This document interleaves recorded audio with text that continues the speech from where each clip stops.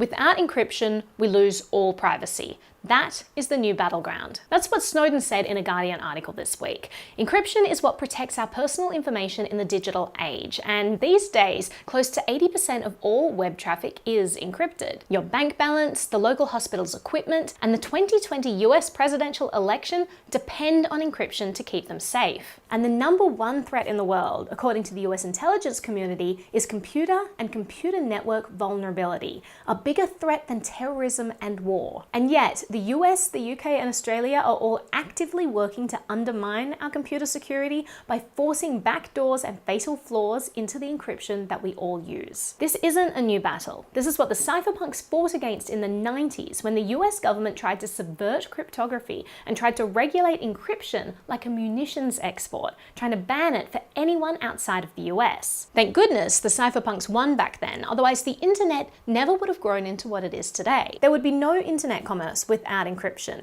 and people like reporters, dissidents, activists, NGO workers, whistleblowers, doctors wouldn't be able to do their jobs. And the lives of people all over the world, and especially in countries that are the most repressive and dangerous, would be even more at risk without encryption. But now the battle has begun again, and the Snowden revelations exposed that governments are actively undermining our online privacy. They've already cracked many types of encryption, and they're trying to force back doors into the types of encryption they haven't yet cracked. Australia has basically banned end-to-end encryption, and the White House is talking about it. And they're trying to force private companies to undermine their own security that they're providing for their customers. Yes, backdoors help governments catch the bad guys, but in the process, it renders all of our public infrastructure and our private lives permanently unsafe.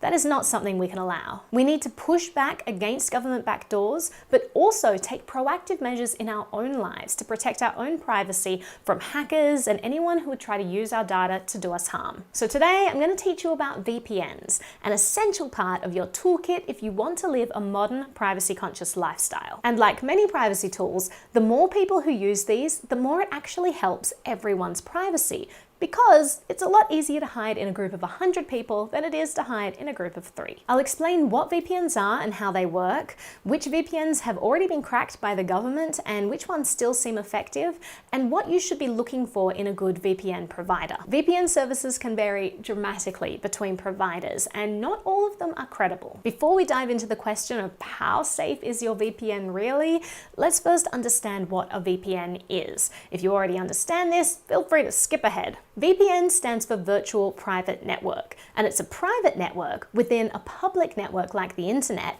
to connect remote sites or users together. Someone might set up one of these private networks for their employees who work remotely so that they could share data within a company securely whilst using the infrastructure of the internet. But VPNs don't have to be used just within companies. Anyone can use one if they don't want sensitive information like credit card numbers or IDs stolen. The VPN encrypts your data as it travels across the internet, which means that even if it's intercepted, it can't be read. VPNs can also protect your online activity from being recorded by your internet service provider, and they're often used to hide a user's IP address so that they can keep their geographic location private. VPNs mask your IP address because when your data leaves your computer, it first goes to your VPN server and only then goes out to the open internet and the site you're trying to access. Normally, you connect directly to websites from your modem's internet address, but if you pass through a VPN server first, the website only sees the VPN server and IP address. This means that if your VPN server is in another country,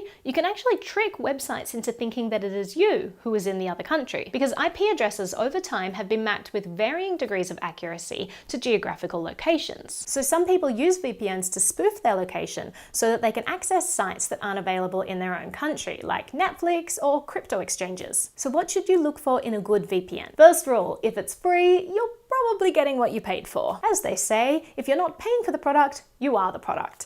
And a lot of VPNs make their money by recording any unencrypted internet activity and then selling that data. Next, location. Actually, where the VPN provider is located doesn't help that much, despite what you may read on the internet. There are too many complex alliances for sharing data, like mutual legal assistance treaties. Even if a country isn't a member of the Five Eyes or the European Union, there is a lot of cooperation between law enforcement of different countries for handing over data. Of course, there is a scale of how privacy-friendly a country is in general, which is helpful to note. And in some countries, VPNs are illegal, such as in China and Russia. Other countries countries may require that VPNs report the activity on their servers and hand over logs to law enforcement, which is scary anyway, but even worse for people who live in countries where even reading the wrong book could get you in serious trouble with the government. But regardless of whether a country has strict reporting rules, there are some governments that very easily seem to be able to reach over into other jurisdictions and get the VPN data that they want. And as long as VPNs have that data in their possession, it puts a giant target sign on them, not just for governments, but for any hacker who'd want to access it. This leads me to the next important criteria for choosing a VPN.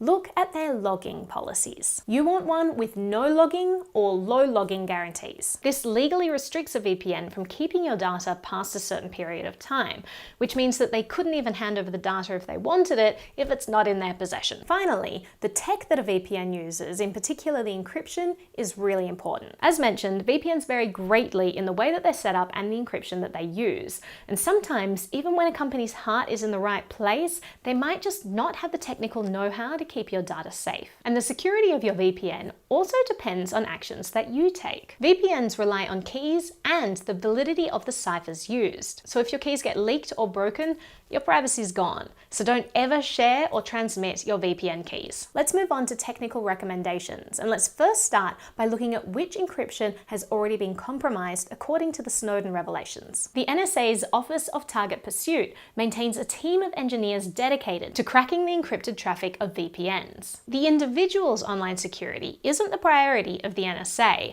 so us individuals must spend for ourselves when protecting ourselves from malicious actors and hackers. But the more we try to protect ourselves from an increasingly hostile internet, the more the NSA works to try to undermine our efforts. This is a perverse relationship to have with an organization that calls itself the National Security Agency. By 2010, the NSA already had tools to attack the most commonly used VPN encryption schemes: secure shell, internet protocol security, secure socket layer encryption, point-to-point protocol, and if they have these tools, it means that other people do as well. The NSA also has a repository called ToyGrip, which contains collected data for VPN sessions, like fingerprints. These fingerprints contain all the information that your system broadcasts, like the browser you're using or specific plugins for that browser, that makes you identifiable as a unique user. The specific configuration of your machine and your web search setup is more unique than most people realize, and can help link web activity to a specific user, whether that data is being routed through a VPN server or not. So sometimes to increase your privacy, it's better to have the most bland default setting possible. Now, Snowden is the chairman of an organization called Freedom of the Press, and they have some great resources online for teaching people how to protect their privacy. And given the encryption vulnerabilities that we already know about, they recommend the following specs for your VPN. I'll also post these details below in the video description. So what does all that mean? Authentication is the process used to confirm that you are actually the VPN customer and not someone trying to impersonate you. The handshake sets the encryption keys for your VPN session, and a data encryption cipher uses those keys for the actual encryption of the data as it travels through a VPN connection. You can find out what the VPN specifications are on any VPN provider's website. According to Freedom of the Press, if they're not using these standards, they'd better have a good reason for it. They list 5 VPNs that currently fit their criteria. If you're interested in those, I have the link below. But the thing is, things change. I recommend keeping an eye on websites like theirs